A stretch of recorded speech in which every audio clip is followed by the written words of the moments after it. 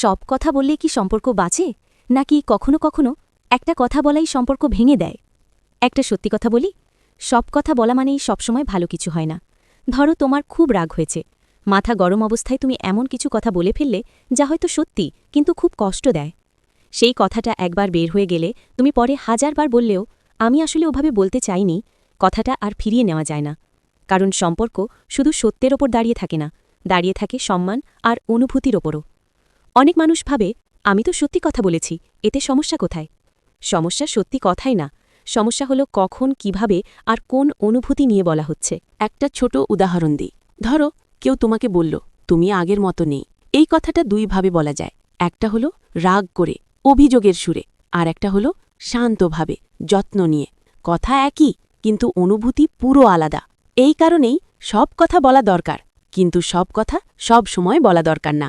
কখনো কখনো সম্পর্ক টিকে যায় কারণ মানুষ একটু থেমে যায়, একটু ভেবে নেয় এই কথাটা বলা কি সত্যিই দরকার।